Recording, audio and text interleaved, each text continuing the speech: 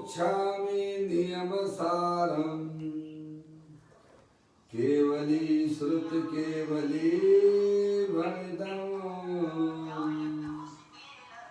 नमो करो अनंत उत्कृष्ट दर्शन ज्ञान में जिन वीर को कहूँ नियम सार सु केवली श्रुत केवली पर कथित को। नमस्कार। हमारा देश और पूरा श्री विश्व नियम सार जी नामक यह परम अध्यात्म ग्रंथ स्वाध्याय हेतु में विराजमान है। आज से 2000 वर्ष पहले इस महान पवित्र ग्रंथ की रचना आचार्य श्री कुंद देव द्वारा इसी पवित्र भूमि पर की गई। इसके टीकाकार पदम प्रमलधारी से मुनिराज हैं।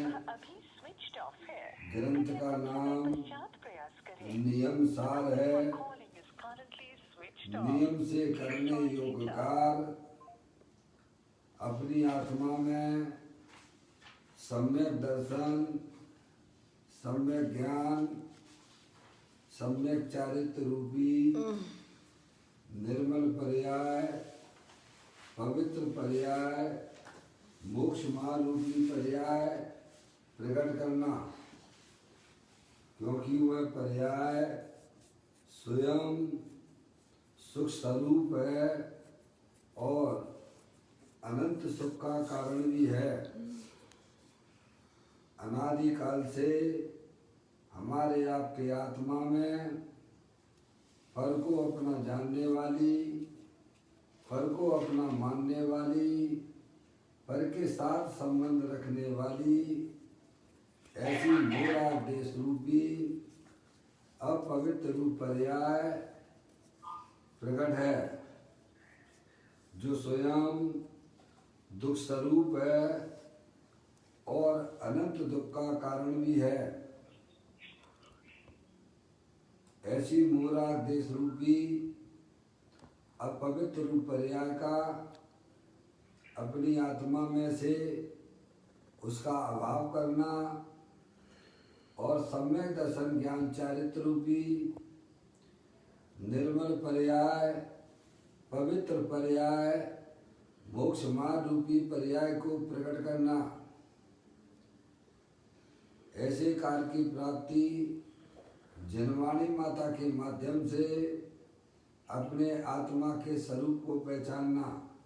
अपनी जो आत्म वस्तु है वह परद्रव, प्रभाव और पर्याय से विभिन्न अखंड ज्ञान ज्योति स्वरूप है। ऐसे गायक प्रभु परमात्मा का माँ जनवाणी माता के द्वारा परिचय करके तत्पश्चात शरीर रागादि ये सब कर्म कृत वस्तुएं हैं। इनका हमारे आत्मा के साथ में किसी प्रकार का कोई संबंध नहीं है। इस प्रकार सम्यक भेद ज्ञान पूर्वक शरीर रागादिक का लक्ष्य छोड़ के अंदर जो अखंड ज्ञान ज्योति स्वरूप भगवान आत्मा है, जो कि अनंत शक्तियों का भंडार है, ऐसे गायक प्रभु परमात्मा में अपनापन स्थापित करना, उसी को निज रूप से जानना और उसमें ही अपनी वर्तमान पर्याय को मग्न कराना, उसे ही अरियंत परमात्मा धर्म कहते हैं। देखिएगा, उसकी चर्चा आचार्य भगवंतों ने, मूलराजों ने एक एक गाथा, टीका और कलश के माध्यम से हमें अपने आत्मा के स्वरूप को समझाया है। यहाँ पर श्री नियम सार जी ग्रंथ के माध्यम से 5वां अधिकार चल रहा है, जिसका नाम है परमार्थ प्रतिक्रमण अधिकार। जिसमें 84वें नंबर की गाथा अपन यहाँ पढ़ रहे हैं, उसका स्वाध्याय आज प्रारंभ करेंगे। पाठ करते हैं। विराधना को छोड़ जो आराधना में नित रहे, प्रतिक्रमण में है इसीलिए वह स्वयं ही प्रतिक्रमण है। बहुत ही सुंदर बात आचार्य कुंद देव जगत के समस्त जीवों को यह बताते हैं कि विराधना को छोड़ जो आराधना में नित रहें। मुनिराज कैसे होते हैं कि उनकी पर्याय में विराधना का परिणाम नहीं है, अपने गायक प्रभु परमात्मा की आराधना में निरंतर मग्न रहते हैं। समझ में आया भैया? मुनिराज अपना जो आत्मा सिद्ध की सामर्थ्य वाला, अनंत शक्तियों के भंडार वाला, ऐसे गायक प्रभु परमात्मा में निरंतर मग्न रहते हैं। वे अपने उपयोग को इधर उधर भ्रमित नहीं करते हैं। ऐसे परिणाम उनकी विराधना का नहीं होता है। समझ में आया भैया? उन्होंने अपने गायक प्रभु परमात्मा को पहचान कर निरंतर अपनी पर्याय को उसी में ही मग्न करते हैं। तो कहते हैं विराधना को छोड़,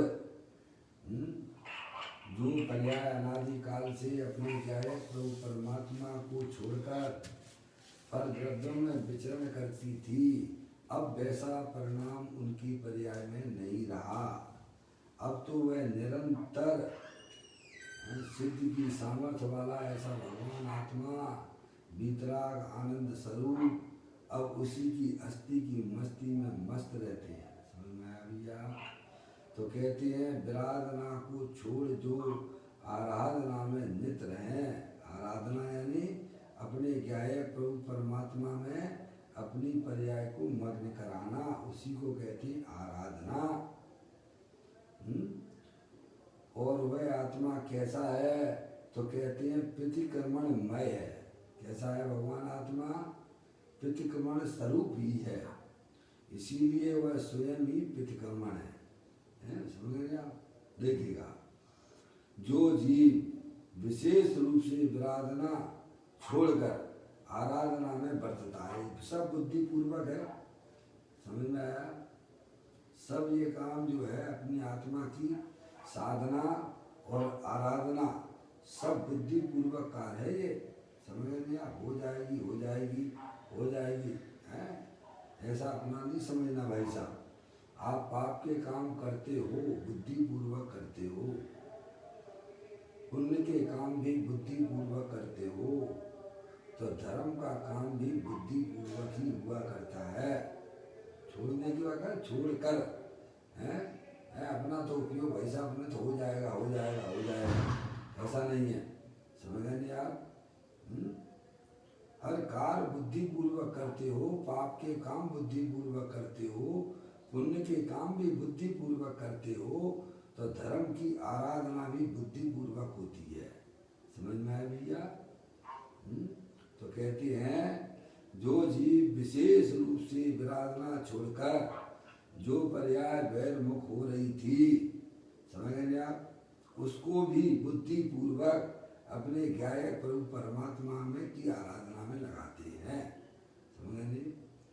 जो जीव विशेष रूप से विराधना छोड़कर, विशेष रूप से इसीलिए कहा है कि सम्यक दृष्टि जीव है, वह भी अपनी आत्मा की साधना और आराधना में भाई साहब लगा है। उसकी अपेक्षा से मुनिराज को विशेष रूप से, समझेंगे आप?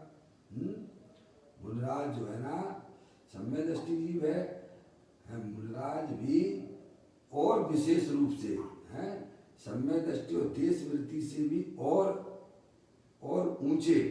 समझ गए आप? सम्यक दृष्टि जीव की पर्याय में अभी बैर मुक्ता थी,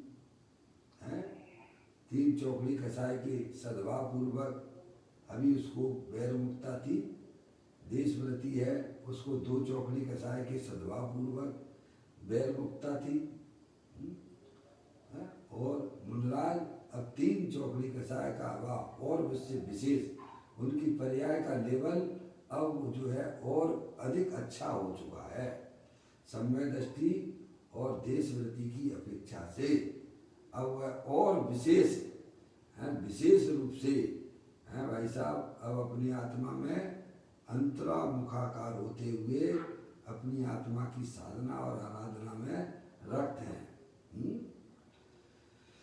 जो जीव विशेष रूप से विराधना छोड़कर बुद्धिपूर्वक विशेष रूप से विराधना छोड़कर आराधना में बरतता है, बरतने वाली पर्याय हुआ करती है।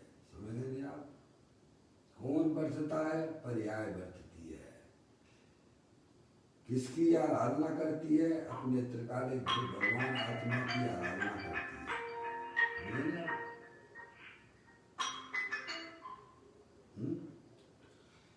पर्याय जो है ना वह सुविवेक है, परद्रव प्रभाव और पर्याय का भी आश्रय छोड़ती हुई अंदर जो अखंड ज्ञान ज्योति स्वरूप भगवान आत्मा है, जो तीनों का जलल ज्ञान ज्योति स्वरूप है, छुपाए छुपता नहीं है, ऐसे भगवान आत्मा की विशेष रूप से आराधना करता है। मुनराज है कहते हैं जो जीव विशेष रूप से विराधना छोड़कर आराधना में बरतता है वह जीव ही प्रतिक्रमण स्वरूप है, यानी आत्मवस्तु स्वयं ही पुण्य पाप के परिणाम से रहित वीतराग स्वरूप है, प्रतिक्रमण स्वरूप है। परमात्मा प्रतिक्रमण चल रहा है ना।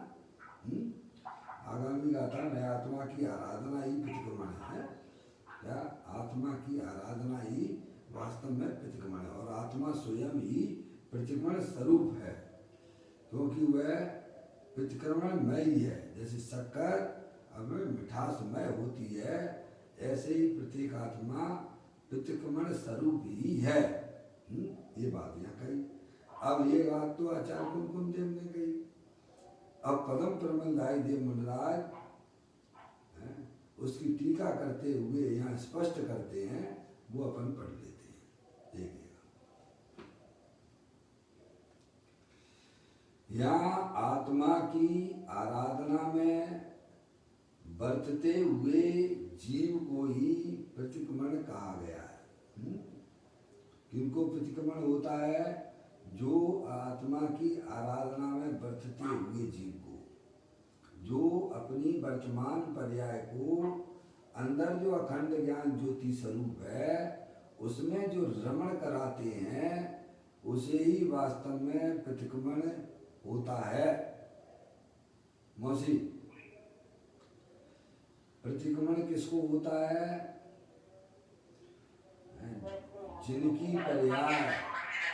जिनकी पर्याय समस्त परद्रव प्रभाव और पर्याय का भी लक्ष्य छोड़ देती है, अंदर जो अखंड ज्ञान ज्योति स्वरूप भगवान आत्मा है, निरंतर उसमें सावधान है, उन्हीं जीवों को प्रतिक्रमण होता है। समझ गए भाई साहब? हम तो यही समझ लेते हैं कि भाई साहब अपन ने पाठ बोल लिया है, समझ गए, और हमारा 9 बार नमो का मंत्र पढ़ लिया है और हमारा प्रतिक्रमण हो गया। भूल में हो क्या? उसे प्रतिक्रमण कहा ही नहीं है। और वह व्यवहार भी उन जीवों को लागू पड़ता है जिसे आप प्रतिक्रमण कहते हो। वह व्यवहार सम्यक दृष्टि जीवों को, ज्ञानियों को वो लागू होता है। समझ में आया?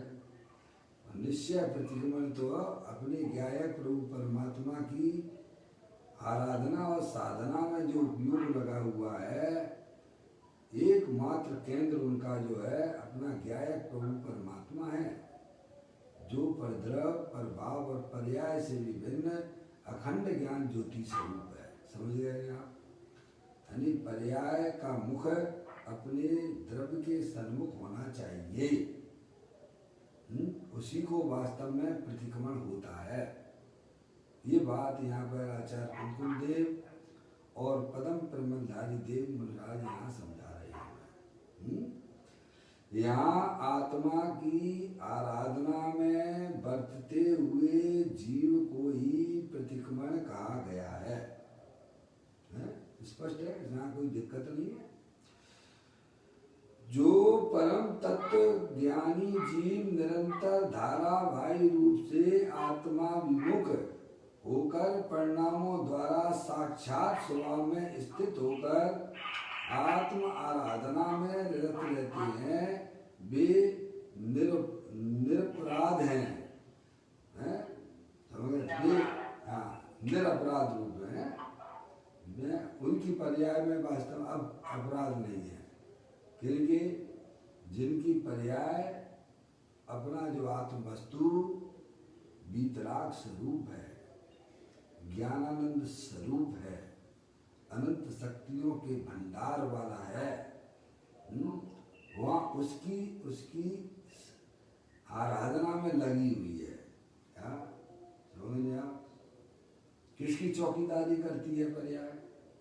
अपने त्रिकालिक ध्रुव भगवान आत्मा की चौकीदारी ज्ञान से होती है, दर्शन से होती है, चारित्र से होती है, वीर से होती है। आपके पास दर्शन भी है, ज्ञान भी है, चारित्र भी है, वीर भी है, सब है, और त्रिकालिक ध्रुव भगवान आत्मा भी है। समझ में आया? सब चीज कर सकते हैं। कहते हैं जो परम तत्व ज्ञानी जीव निरंतर समझ गए आप? धारावाही रूप से समझे? निरंतर का मतलब हमेशा धारावाही रूप में, कोई ब्रेक नहीं है बीच का। समझ गए आप? धारावाही रूप से आत्मा विमुख होकर परिणामों द्वारा, किसके द्वारा आराधना होती है? अपने पर्याय परिणामों के द्वारा होती है। हमारा उपयोग कहाँ कहाँ भटकता रहता है भाई साहब। हम आराधना में लगे हुए कि विराधना में लगे हुए हैं, अपने आप को पहचानने की बात है। हमारी पर्याय, हमारा परिणाम किसकी संभाल में लगा हुआ है, किसको साध रहा है, किसका लक्ष्य कर रहा है, हम आप जान सकते हैं कि नहीं जान सकते हैं? जान सकते। मुनिराज तो निरंतर उनका परिणाम अपने ज्ञेय प्रभु परमात्मा की साधना और आराधना में लगा हुआ है। हमारा परिणाम कहाँ लगा हुआ है? हमें अपने आप को जानना चाहिए। तो भैया हम क्या कर रहे हैं भाई? हैं? ऐसी सिद्धि की सामर्थ्य वाला भगवान आत्मा हमारे पास में ही है, पर्याय के पास ही पड़ा हुआ है। बोलिए, हम आराधना कर रहे हैं कि साधना करते हैं? अंतरोन्मुखी हुए बिना कोई भी जीव है भाई साहब मोक्ष मार्ग में गमन नहीं कर सकता है। एक बार तो अपनी पर्याय का है भाई साहब झुकाव अपने ज्ञेय प्रभु परमात्मा की तरफ हमें बुद्धि पूर्वक करना ही पड़ेगा। इसी का नाम पुरुषार्थ से ही मोक्ष की प्राप्ति होती है। तो सम्यक दर्शन की प्राप्ति कैसे होती है भैया? वो भी पुरुषार्थ से। मोक्ष की प्राप्ति तो पुरुषार्थ से होती है, तो सम्यक दर्शन की प्राप्ति कैसे होगी? वो भी पुरुषार्थ। सम्यक दर्शन के बिना भाई साहब, जैसे बीज में वृक्ष की उत्पत्ति कब होती है? जब उसमें अंकुर फूटता है तो वह धीरे धीरे वृद्धिगत होता हुआ भाई साहब वृक्ष के रूप में हुआ करता है। ऐसे ही जब आत्मा की पर्याय में सम्यक वेद ज्ञान होता है कि मैं तो चेतन सर्वस्तु हूँ, ये शरीर राग आदि की ये सब कर्म कृत वस्तुएं हैं, इनका हमारे आत्मा के साथ में किसी प्रकार का कोई संबंध नहीं है। ऐसी जब पर्याय में जागृति होती है तब सम्यक दर्शन की उत्पत्ति होती है। तब वह जीव जागृत होता हुआ अपनी आत्मा की साधना और आराधना नाम में रक्त होता है। तब उसे समझ में आता है कि अनादि काल से हमने अपनी आत्मा की आराधना की थी कि साधना की थी। समझ में आया भैया? तब उसे यह ख्याल आया कि अरे मैं तो अनादि काल से अपनी आत्मा की आराधना करते चला आ रहा हूँ। ज्ञानी हमें समझाते हैं मुनिराज का जीवन तो निरंतर अपने परिणामों को अपने गायक प्रभु परमात्मा में रमण कराते हैं। ऐसा आत्मा हमारे पास में है या नहीं?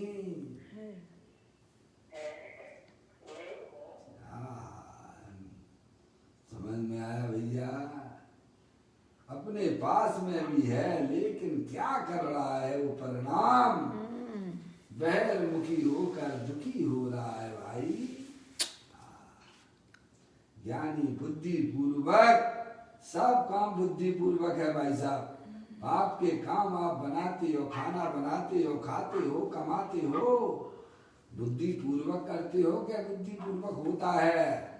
लौकिक के सब काम बुद्धि पूर्वक करता है। हमारे आत्मा हमारी पर्याय में हर काम हमारा देखिए आप, पाप के कार्य भी हमारे आत्मा में परिणामों में व्यवस्थित करके रखे हैं, फिक्स कर लिए हैं। क्या कि सुबह उठेंगे हैं भाई साहब, और जो है घूमने जाएंगे, समझ में आया, एक्सरसाइज करेंगे, समझ में आया, पानी पिएंगे, समझ में आप, कमाने जाएंगे। ये पाप के कार्यक्रम पूरे फिक्स है? जिससे पैसा लेना हो उससे पैसा लेंगे। ऐसे ही पुण्य के काम भी भगवान की पूजा करेंगे, मंदिर जाएंगे, भक्ति करेंगे। क्या पुण्य पाप के काम हमारे पर्याय में पूरे फिक्स चलते हैं। तो अपनी आत्मा की धर्म के काम बाकी कोई फिक्स नहीं है। 10-15 मिनट बिल्कुल मौन होकर चुपचाप होकर अपनी गायक रूप परमात्मा को निहारेंगे। कभी किया है? बोलो भाई साहब। उसके कोई कार्यक्रम फिक्स करके बैठे हो क्या? करना चाहिए। ज्ञान अभ्यास करे मन माई ताकि मोह महात्म नहीं। मुनिराज तो निरंतर, मुनिराज की पर्याय का लेवल बहुत ऊंचा हो चुका है। तो ऊंचा हो चुका है तो कैसे हुआ है? प्रश्न भी इस बात का है। वे हैं तो सामान हमारे जैसे ही तो थे बिना, कोई आसमान से उड़ के थोड़ू आए हैं। गृहस्थ अवस्था में रहकर उन्होंने अपनी आत्मा की साधना और आराधना की, अपनी पर्याय के लेवल को बहुत अच्छा बनाया। अपनी आत्मा की आराधना से, अपनी आत्मा की साधना से, तब वह देखो निरंतर अभ्यास करने से कौन सी चीज प्राप्त नहीं की जा सकती है। कहते हैं परम तत्व ज्ञानी जीव निरंतर धारावाही रूप से आत्मा विमुख होकर किधर परिणामों द्वारा साक्षात स्वभाव में स्थित होकर आत्म आराधना में रत रहते हैं। वे निरपराध हैं, समझ? अपराधी नहीं है। अपराधी होंगे तो भाई साहब पे शरीर बारंबार धारण करना पड़ेगा। हम आप जो है शरीर धारण कर रहे हैं वो अपराध का परिणाम है। वो अपराध का फल है वो, बैर मुक्ता का फल है ये, है जो पर्याय में दुख उठा रही है वह अपराध के कारण से उठा रही हो कि निरपराध का फल है वो, विराधना का फल है, अपराध का अपनी आत्मा की विराधना का फल है। देखो देखो ये जीव की विराधना का फल। कहते हैं ये तो आत्मा विमुख होकर परिणामों द्वारा साक्षात स्वभाव में स्थित होकर आत्म आराधना में रत रहते हैं, ऐसी उनकी पर्याय की दशा हो गई भाई साहब, समझ में आया? ऐसा उनके पर्याय का लेवल हो चुका है। वे निरपराध हैं, जो जीव आत्म आराधना रहित है वे अपराधी हैं, समझ गए आप?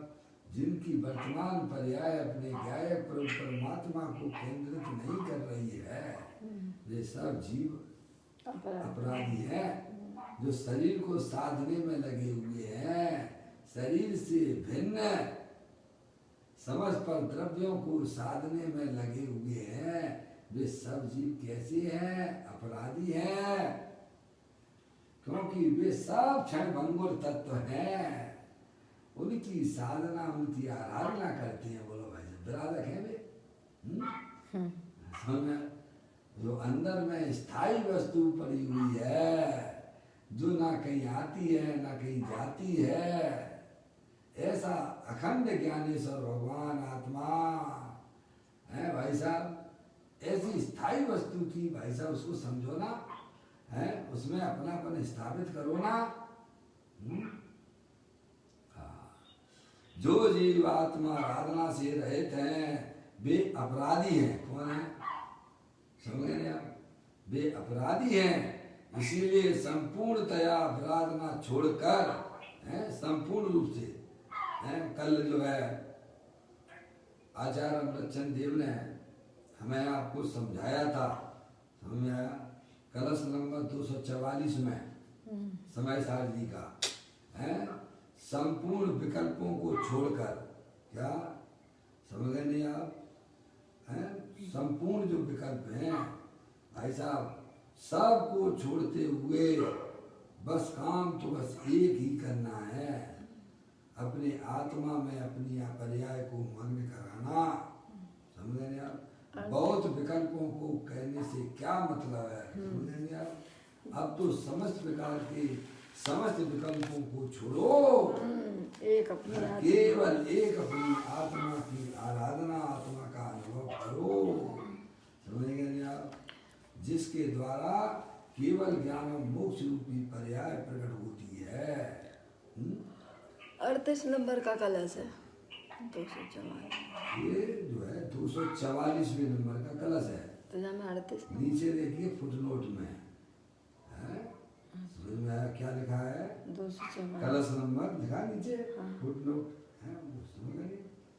हाँ, इस प्रकार से यह यहाँ बात की गई है। यहाँ भी यही कहते हैं, संपूर्ण विराधना को छोड़कर, विराधना यानी पर्याय में होने वाले पुण्य पाप के परिणाम वे सब आत्मा के विराधक रूप परिणाम हैं। कौन से? हमारी आत्मा में जो शुभ अशुभ के परिणाम उत्पन्न होते हैं वे सब विराधक हैं, वे विराधक परिणाम हैं, उनसे मुक्ति की प्राप्ति नहीं होती है प्रभु। जो पर्याय अपने गायक के सन्मुख वर्तती है वही वास्तव में मोक्ष रूपी पर्याय को प्राप्त कराती है। साक्षात लिखा है ना? वे अपराधी हैं, इसीलिए संपूर्ण तरह आराधना छोड़कर ऐसा कहा है। जो परिणाम राध अर्थात आराधना रहित है, जो परिणाम राध यानी आराधना रहित है वे परिणाम ही विराधना है। समझ गए? शुभ अशुभ परिणाम दोनों हो गए ना, पुण्य पाप के परिणाम जो है ना वे दोनों बहिर्मुखी तत्व है ना, समझ गए? वे आराधक नहीं है, वे विराधक रूप परिणाम है, होते हैं बात अलग है। मैंने क्या कहा है? सम्यक दृष्टि जीव है, उसकी पर्याय में भी पुण्य पाप के परिणाम होते हैं, मुनिराज हैं, उनकी पर्याय में पाप के परिणाम तो नहीं होते हैं, पर पुण्य के परिणामों को भी वे विराटक रूप से स्वीकार करते हैं, हे रूप से स्वीकार करते हैं। समझ गए आप? अंदर में जो साक्षात अपने गायक प्रभु परमात्मा की आराधना में जो परिणाम लगा हुआ है, उसी को वे जो है आराधक परिणाम कहते हैं, उसी को कहा गया है। जो परिणाम राध अर्थात आराधना रहित हैं, वे परिणाम ही विराधना है। विराधना रहित जीव ही निश्चय प्रतिक्रमण है, वह है। अब वह उस आत्मा में ही हो गया है। कौन? वह परिणाम है। समझेंगे आप? विराधना रहित जीव ही निश्चय प्रतिक्रमणमय है, इसीलिए उसे प्रतिक्रमणमय का स्वरूप कहा है यहाँ पर। है? यह बात समय सार जी में भी मैं कही है। समय सार जी के 304 नंबर की गाथा है ये, है? उसमें यह बात आई है, उसको अपन पढ़ लेते हैं। साधिक आराधित राध संसिद्ध सिद्ध एक है, बस राध से जो रहित है वह आत्मा अपराध है। आचार्य कुंकुम देव यहाँ कहते हैं कि संसिद्धि राध सिद्ध साधित और अपराधित आराधित है। आराधित देखो 5 शब्द लिए गए हैं, संसिद्धि राग सिद्ध साधित और आराधित। यह सब एक अर्थ, देखिए आप, सब एक अर्थ, यह सब एकार्थवाची है। एकार्थवाची है, एकार्थवाची है। जो आत्मा अपगत राध, अवगत राध अर्थात राध रहित, राध से रहित है, राध से रहित वह आत्मा अपराध है। इस गाथा के भाव को स्वामी जी इस प्रकार स्पष्ट करते हैं। समझेंगे आप?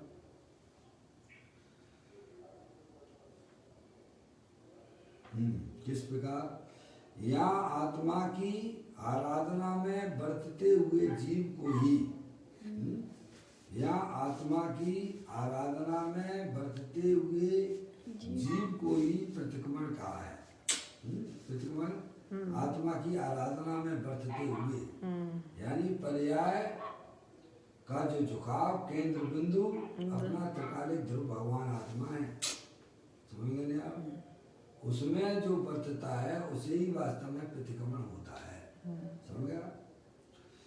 जो परम तत्वज्ञानी जीव निरंतर अपने स्वभाव में एकाग्र रहते हैं, वे निरपराध हैं। उन्हें यहाँ परम तत्वज्ञानी कहा है। जो आत्म सन्मुख रहते हैं और राग देश को पर समझकर निरंतर अपने स्वभाव की एकाग्रता में रहकर उस परिणाम की संतति को टूटने नहीं देते हैं। देखो, टूटने नहीं देते हैं का मतलब क्या? इसमें पुरुषार्थ है। समझ गए आप? हैं? वे बातें छोड़ दो भाई साहब कि हो जाएगा हो जाएगा हो जाएगा। डॉक्टर साहब, तो हमारा पुरुषार्थ क्या है? हैं? यही तो पुरुषार्थ है ना, अपने आप को ज्ञाता रूप से स्वीकार करना। मैं मनुष्य नहीं हूँ, मैं स्त्री नहीं हूँ, मैं राग देश के परिणामों को भी करने धरने वाला नहीं हूँ। अपने आप को ज्ञाता रूप से स्वीकार करना और उसमें ही अपनी वर्तमान पर्याय को मग्न कराना, इसी का नाम तो पुरुषार्थ है ना प्रभु। हैं? ऐसा क्यों समझते हो? शरीर की क्रिया तो आत्मा कर नहीं सकता है। उन क्रियाओं का कर्ता धर्ता अपने आप को देता है, देखता है, यही अज्ञानता है। वह तो जानने देखने वाला है। समझ गए आप? राग द्वेष के परिणाम भी आत्मा कर नहीं सकता है, वह तो मात्र उनका जानने वाला है। समझ में आएगी नहीं आएगी? तो यहाँ यह कहते हैं, जो आत्म सन्मुख रहते हैं और राग द्वेष को क्या करना है? ये आगे ना गुड्डी दीदी जरा हाँ लाइए समझ में आया भैया? क्या कहते हैं? आत्म सन्मुख रहते हैं। कहाँ रहते हैं? उनकी पर्याय किसकी चौकीदारी कर रही है? ज्ञानी की तो अपनी आत्मा की कर रही है। दर्शन ज्ञान चरित्र वीर से जो अपनी आत्मा की चौकीदारी करता है उसी को आराधक जीव कहा जाता है। जो अपने वर्तमान दर्शन ज्ञान चरित्र वीर को है भाई साहब शरीर आदि पर पदार्थों की में सावधान हो रही है वह तो विराधक है। विराधक कहते हैं जो आत्म सन्मुख रहते हैं। अज्ञानी लोगों को तो पता ही नहीं आत्मा आत्मा आत्मा समझे नहीं आप? आत्मा को जानते ही नहीं। दिखता ही नहीं आत्मा। गजब हो गया जानने वाले को नहीं जानते। तो क्या स्वयं जानते रहते हो इसीलिए तो गायब हो भाई। इसको जाना उससे जाना उससे क्या संबंध? सदा जानते रहते हो तुम इसीलिए तो गायब हो। सामने आत्मा जानने में नहीं आती। और कौन हो तुम? हैं? अगर तुम आत्मा ना होते तो इन पदार्थों को जानता कौन भाई साहब? हैं? समझ नहीं आप? तो कहते हैं आत्म सन्मुख रहते हैं उनकी पर्याय जो राग द्वेष को पर समझकर निरंतर राग द्वेष के परिणाम भूख का अनुसार रहते हैं पर ये हमारे आत्मा के आराधक परिणाम नहीं है। ये आत्मा के विराधक परिणाम है। इसीलिए इन्हें पर की तरफ ही डाल दो। क्या कर लो? ज्ञान की ज्योति जलाते चलो समता भाव बढ़ाते चलो मार्ग में आवे जो संकल्प कल सब कोई पर में खपाते चलो। ये है मोक्ष मार्ग। समझ गए नहीं आप? शुभ अशुभ के परिणाम भूम का अनुसार रहते हैं पर ज्ञानी जीव उन्हें पर के खाते में डालते हैं अपनी आत्मा में नहीं मिलाते हैं। समझ में आ गई भाई साहब? अपना तो चेतन सर भगवान आत्मा है जो ज्ञानानंद मूर्ति स्वरूप है?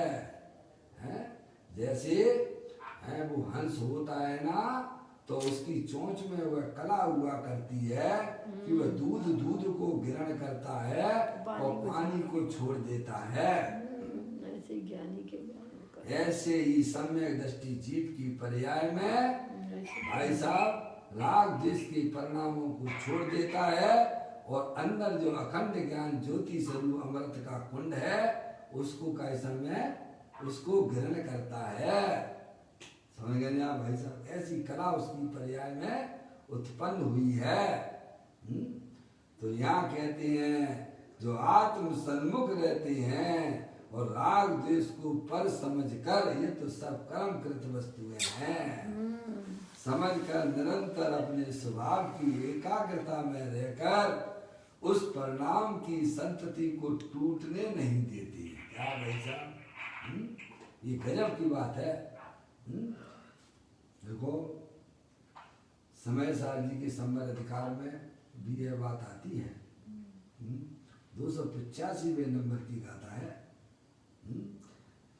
कितना भी का समय कितने वज्र जैसा है कर्म का उदय आता हो प्रचंड कर्म के उदय को भी वह ज्ञानी जी अपने ज्ञानत्व स्वभाव को नहीं छोड़ता है।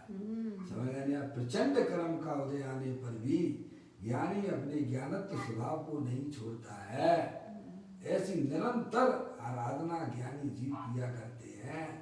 इतनी सुंदर वस्तु मिल गई है भाई साहब आपके पास में ही है और आप स्वयं ही हो। कभी अपने आप को पहचाना नहीं है भाई। कहते हैं जो आत्म सन्मुख रहते हैं और राग द्वेष को पर समझकर निरंतर अपने स्वभाव की एकाग्रता में रहकर उस परिणाम की संतति को टूटने नहीं देते। एक समय भी स्वभाव की मुक्ता ना छूटे और पुण्य पाप की मुक्ता ना हो, ऐसी जिनकी दशा है वे जीव निरपराध हैं।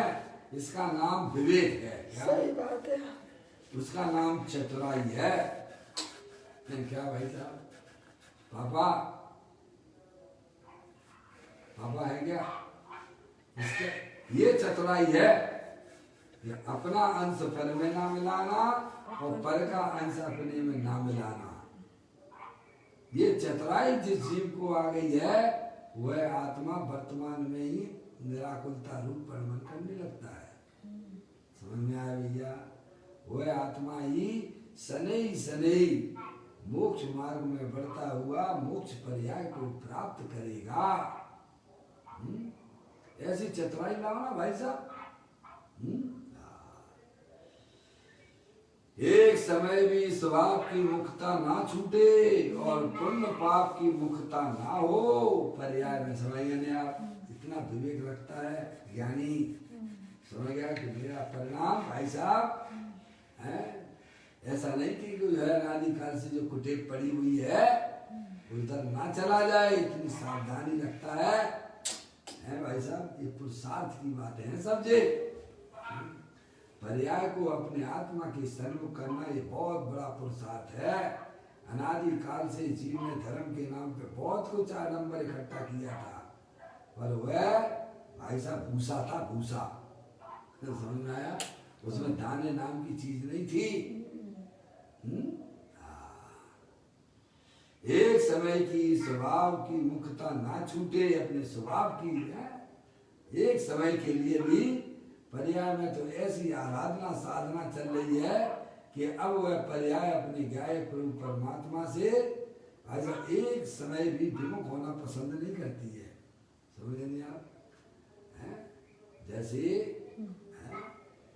बच्चा है, छोटा सा बच्चा है, उसके पिता जो है भाई साहब बिछुड़ गए हैं कई वर्षों से। और भाई साहब कई सालों के बाद अगर मिले तो भाई साहब सब खाना पीना सब छोड़ देता है। बस अब तो पापा आपके पास नहीं बैठना पसंद करता है। उसने उस बेटे ने बहुत दुख उठाए हैं पिता के अभाव में। समझ में आया? ऐसे ही ज्ञानी जीव की पर्याय अनादिकाल से अपने अतीन्द्रिय आनंद स्वरूप भगवान आत्मा को छोड़कर पिछड़ी हुई थी। आज श्री गुरु के उपदेश से उसे अपना चैतन्य स्वरूपी भगवान आत्मा की प्रतीति हुई है। अब वह उसके साथ ही रहना पसंद करती है। अब एक समय के लिए भी वह अपनी आत्मा से विमुख नहीं रहना चाहती है। उसी को कहते हैं आराधक जीव। एक समय भी स्वभाव की मुक्ता ना छूटे, ये है। और पुण्य पाप की मुक्ता ना हो, यही विवेक है। बह नहीं जाए भाई साहब, रस नहीं आने लग जाए। समझ रहे आप? ये इतना विवेक रखते हैं। ऐसी जिनकी दशा है वे जीव निरपराध हैं। अब कहते हैं सम्यक दृष्टि जीव। असम्यक दृष्टि जीव की बात बताती है। मुनराज का तो बताए निरंतर अपनी आत्मा में रत रहती हैं, पर द्रव पर भाव से विरक्त रहती हैं। ऐसे हमारे मुनराज महामुनराज हुआ करते हैं। अब कहते हैं सम्यक दृष्टि जीव को पुण्य पाप के परिणाम और संयोग होने पर भी स्वभाव की मुक्ता बरतती है। लो क्या कह दिया? किसकी बात आ गई? अब सम्यक दृष्टि जीव की बात आई। चौथे गुण स्थान वाला व्यक्ति जीव है, जिसे अपनी आत्मा का अनुभव हुआ है। मैं मनुष्य नहीं हूँ, मैं स्त्री नहीं हूँ, मैं तो चेतने अखंड ज्ञान ज्योति स्वरूप भगवान आत्मा हूँ। पुण्य पाप के परिणाम अभी उसकी पर्याय में भाई साहब तीन चौकड़ी कसाई के सद्भाव पूर्वक उनकी सत्ता बरत रही है। और साथ में संयोग में शरीर भी है और चेतन अचेतन पदार्थ भी हैं।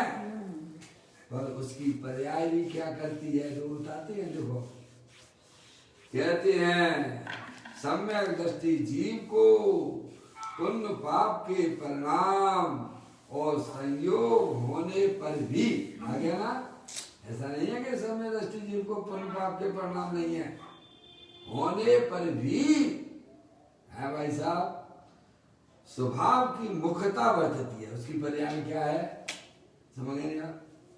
पुण्य पाप के परिणाम रहे तो ज्यादा आत्मा को तकलीफ नहीं है, पुण्य पाप रूप अपने आप को देखना यही अपराध है। ये सबसे बड़ा अपराध है, क्योंकि आपने संतोष धारण कर लिया है। जो हमारे लिए अहितकारी चीज थी उसको हमने हितकारी मानी, और जो हितकारी वस्तु थी उसकी हमने अवहेलना कर दी है पर्याय ने। यही तो विराधक रूप परिणाम है। तो कहते हैं सम्यक दृष्टि जीव को पुण्य पाप के परिणाम और संयोग होने पर भी स्वभाव की मुखता बरतती है। गौण मुख करना सीख जाइए भाई साहब। अनादि काल से जिसको किया था मुख और अपने गायक प्रभु परमात्मा को किया था गौण, तो वह विराधक रूप परिणाम है। अभी क्या करना, उल्टा कर देना, जिसको किया था गौण अब उसको पर्याय करे मुख, तो भाई साहब दूसरा तो अपने आप गौण हो जाएगा। क्या हो जाएगा, करना पड़ता नहीं है, हो जाता है। जहाँ आत्मा की लगन जिस जीव को हुआ करती है तो वह आत्म तत्व मुख हो जाता है, और पर्याय में होने वाले पुण्य पाप के परिणाम वे सब गौण हो जाते हैं।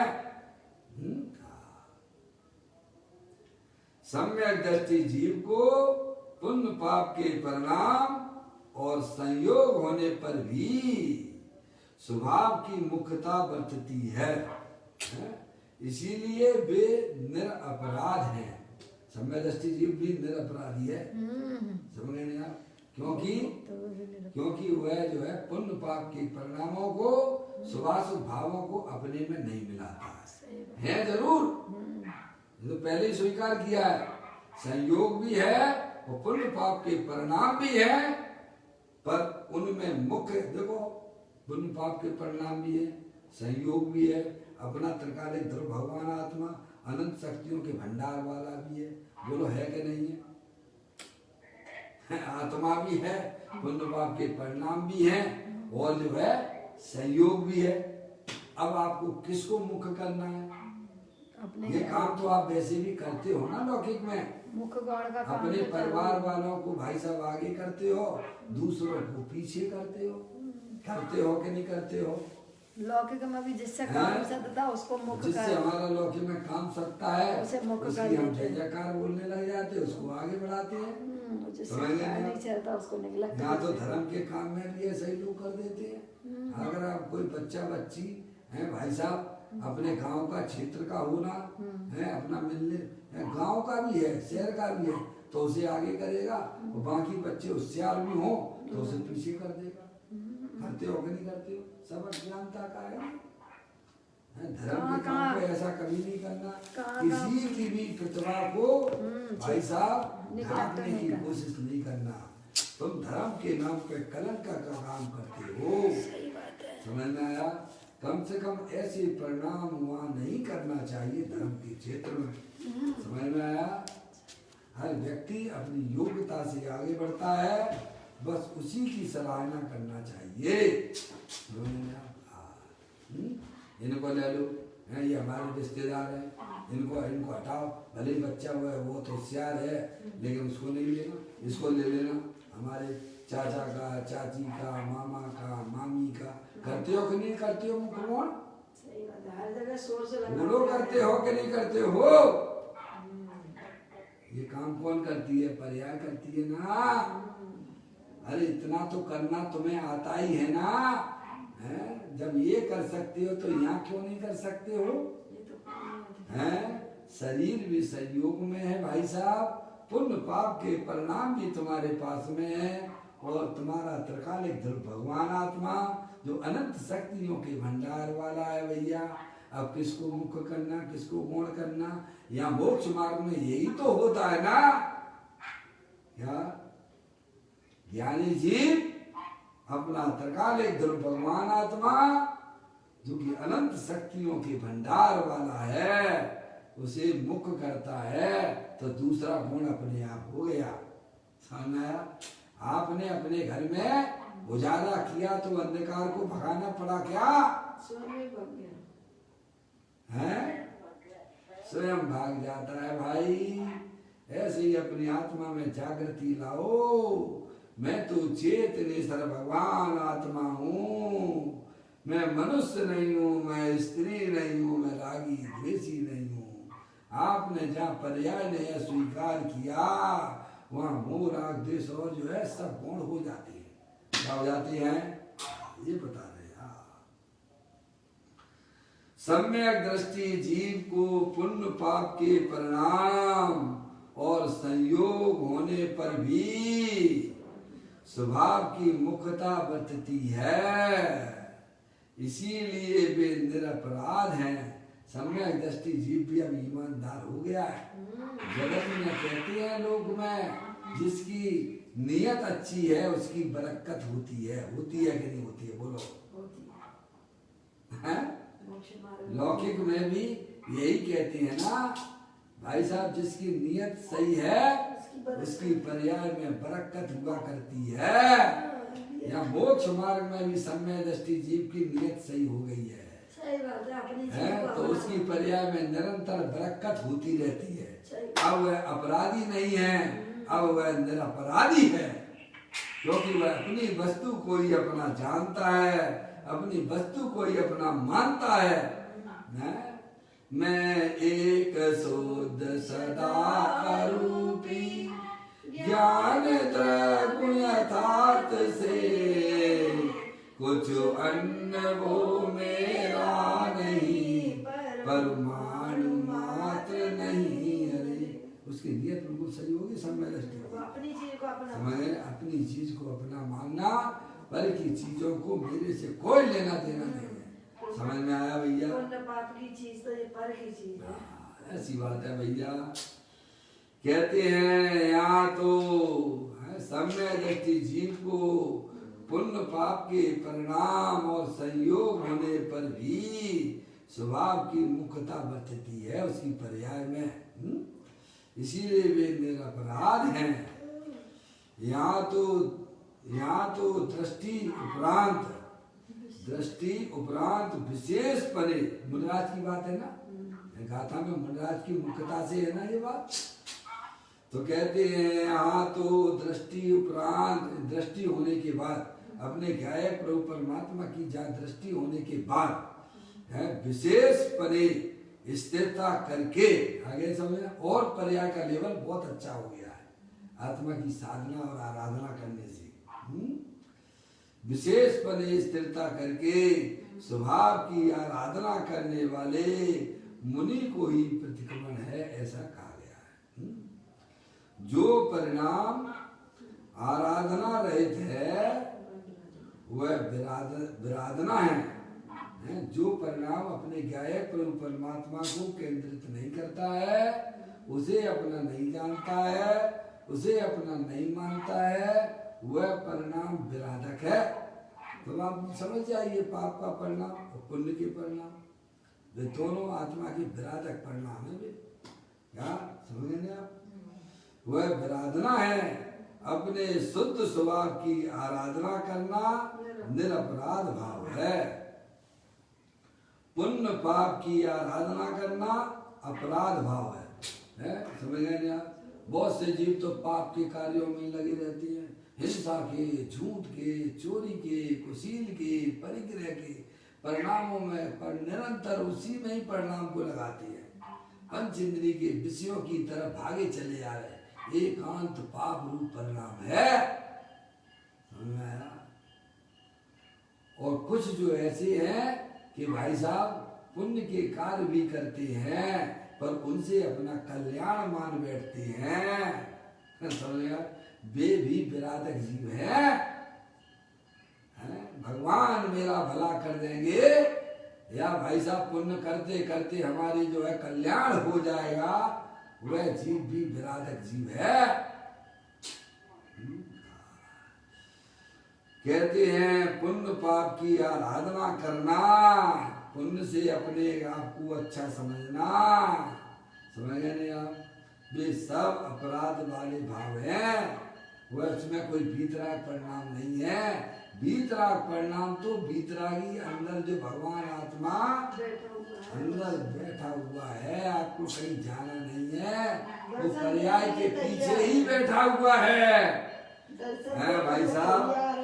वो तो दर्शन 24 घंटा दे रहा है, तुम दर्शन लेना नहीं चाहते तो क्या करोगे? है सिद्ध भगवान जो है आपके दरवाजा खटखटा रहे हैं आपके दरवाजे पर, और आप दरवाजा ना खोलो तो है भाई साहब। ऐसे ही पर्याय के पास में ही हुआ तुम्हारा त्रिकालिक ध्रुव भगवान आत्मा भाई जो हर समय दर्शन करने के लिए बैठा हुआ है। तुम अपने आप को आत्मा रूप से स्वीकार नहीं कर रहे हो भाई, है? पुण्य पाप की आराधना करना वह अपराध भाव है। चैतन्य स्वभाव की प्रसन्नता निरपराध है। क्या समझे? चैतन्य स्वभाव की प्रसन्नता उचित परिणाम हो। मुझे तो इन बातों की खबर ही नहीं थी, मैं तो प्राप्त पर्याय में ही तन्मय हो रहा था। ऐसे पर्याय में उचित प्रसन्न चित हुआ, समझना? चैतन्य की प्रसन्नता, चैतन्य स्वभाव की प्रसन्नता है। अभी तो यहाँ आत्मा की बात करने में उसको पसीना आ जाता है, समझ गए? क्या आत्मा की बातों में क्या रखा है? तो कौन की बातें करें? है किसकी बातें करवाना चाहते हो भाई? तुम भी आत्मा हो, हम भी आत्मा है, समझ गए? तो कहते हैं चैतन्य स्वभाव की प्रसन्नता निरपराध है, ऐसा परिणाम प्रसन्नित हो जाता है। और निमित्तता पुण्य की प्रसन्नता अपराध है। उसी के बस दूसरों के गीत गाते रहते हो, दूसरों के गीत गाते रहते हो, कभी अपने आत्मा के भी तो गीत गाया करो। सही बात है, जो मूल वस्तु है तो विराधना कर रहे हैं आप। कहते हैं चैतन्य स्वभाव की कृपा निरपराध है, और निमित्त व पुण्य की कृपा से कल्याण मानना आ गया ना, पर द्रव्य हमारा कल्याण कर देगा, या ऐसे ही है भाई साहब, है बस पुण्य के कार्य करते चलो और अपना कल्याण हो जाएगा। वे सारी चीजें आत्मा आराधक जीवों के रास्ते में आती हैं, पर उससे वह कल्याण नहीं मानता है। समझ में आया भैया? पुण्य के परिणाम भी ज्ञानी जीवों को उनकी भूमिका के अनुसार सब आते हैं, पर वे सब विराधक रूप भाव से जानता है, वे आत्मा के आराधक रूप परिणाम नहीं है। आराधक रूप परिणाम तो बस एक ही है, समझ पर द्रव पर भाव और पर्याय से विमुख जो परिणाम है, अंदर में अखंड ज्ञान ज्योति रूप से अनुभव कर रहा है, वही वास्तव में आराधक रूप परिणाम है। कहते हैं चैतन्य स्वभाव की कृपा निरपराध है, और निमित्त और पुण्य की कृपा से कल्याण मानना अपराध है। चैतन्य से सिद्धि मानना निरपराध है, और पुण्य से सिद्धि मानना अपराध है। ज्ञान स्वभाव से पूर्णता मानना निरपराध है, और पुण्य या अपूर्णता से लाभ मानना वह अपराध है। आत्मा के आधार से आत्मा सिद्ध करना निरपराध है, और राग से आत्मा सिद्ध करना अपराध है। इस प्रकार विराधना रहित जीव निश्चय प्रतिक्रमणमय है। समझ गए नहीं आप? जो आत्मा अपने स्वभाव में एकाग्रता करता है, क्या करता है? जो करने वाली फिर बात आ गई ना, जो आत्मा अपने स्वभाव में, जो आत्मा अपने स्वभाव में एकाग्रता करता है, समझ गए ना? अब स्वभाव को जाने बिना एकाग्रता कैसे होगी भाई साहब, ये बताओ।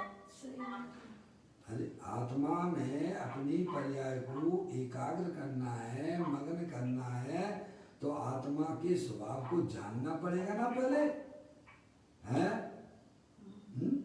जानना पड़ेगा, नहीं जानना पड़ेगा? तभी तो आप अपनी आत्मा की में अपनी पर्याय को मग्न कराएंगे।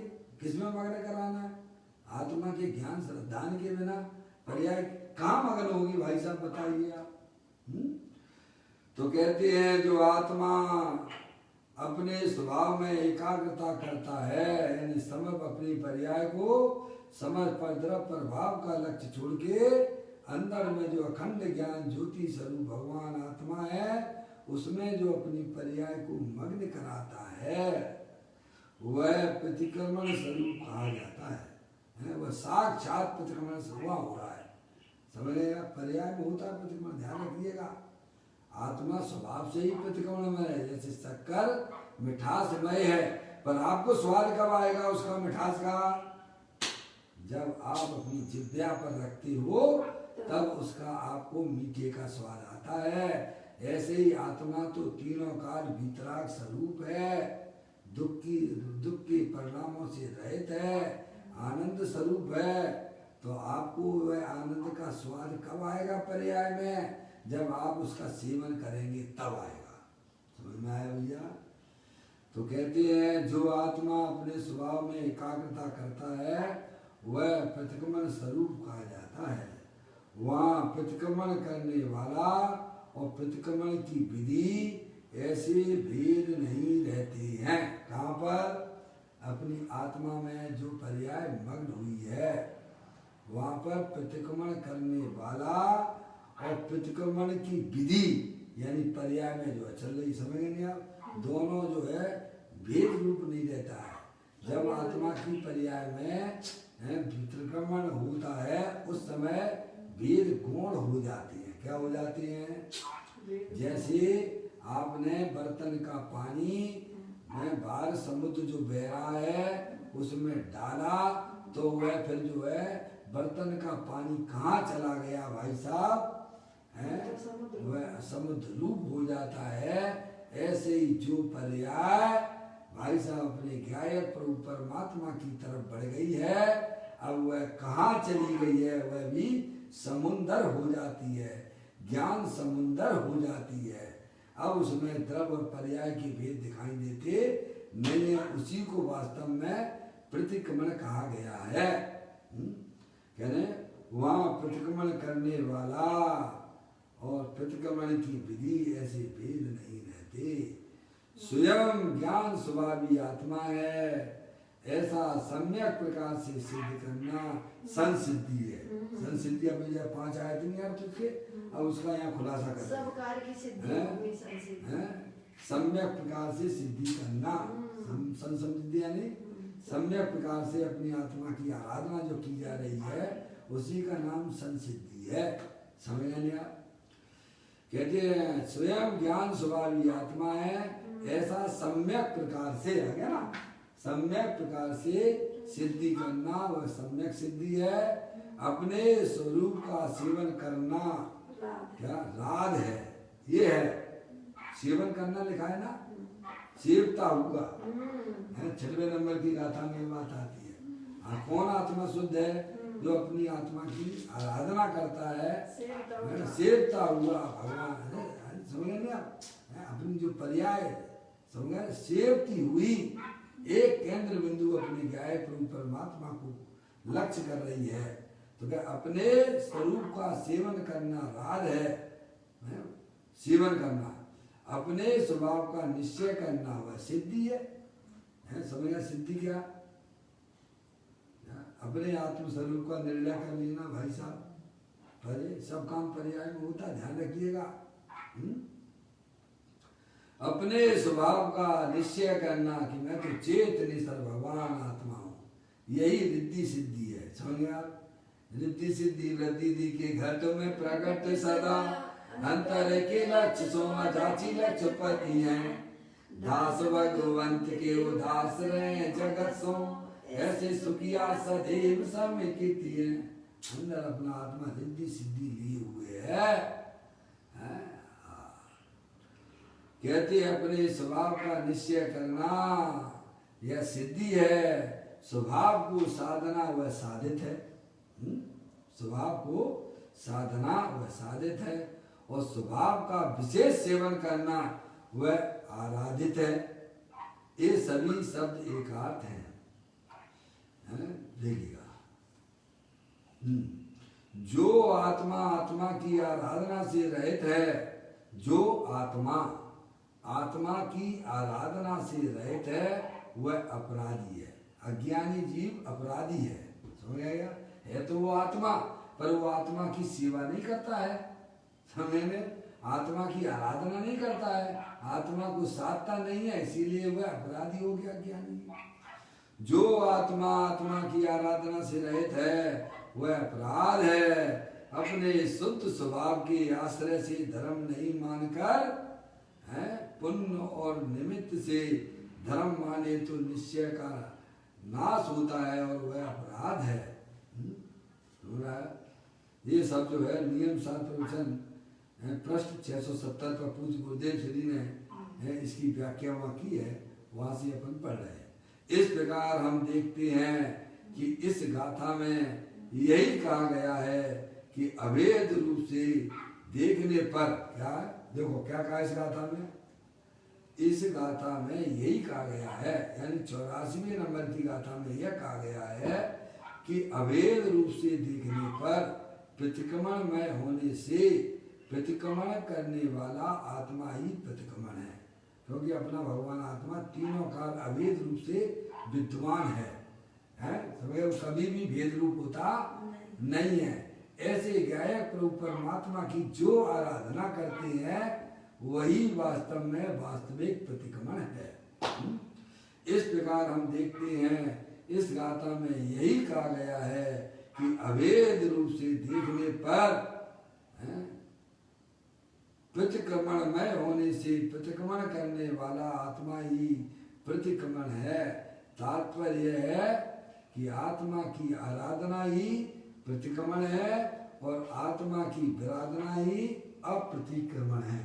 समझे यार? जो पर्याय पर द्रव्य प्रभाव का लक्ष्य छोड़ती है, अपने ज्ञाय प्रभु परमात्मा के सन्मुख होती है, वह वास्तव में प्रतिक्रमण है। और अपने ज्ञाय प्रभु परमात्मा को छोड़कर बाहरी पर पदार्थों में जो ज्ञान दर्शन चारित्र भी लगा हुआ है वह वास्तव में अप्रतिक्रमण है। इस प्रकार यह अपन ने 84वें नंबर की गाथा पूरी की है। कल इसके ऊपर जो है समय साल का कलश 187 यहाँ आचार्य अमृतचंद देव का है, जो यहाँ पर उद्धृत रूप में यहाँ छंद आएगा। कल उसका अपन स्वाध्याय करेंगे।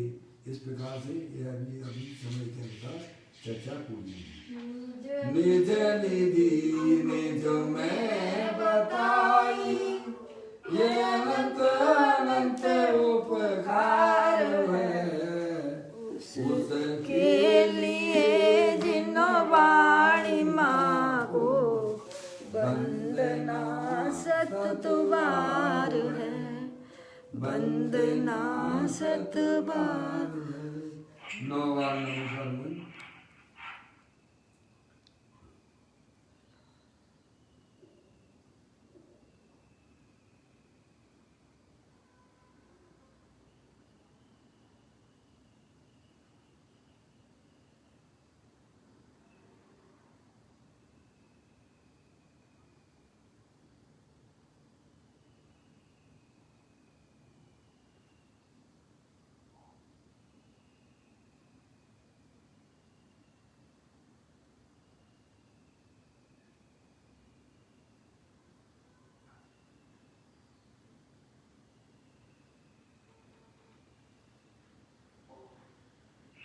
लो द्वादशांग जिनवाणी माता की जय।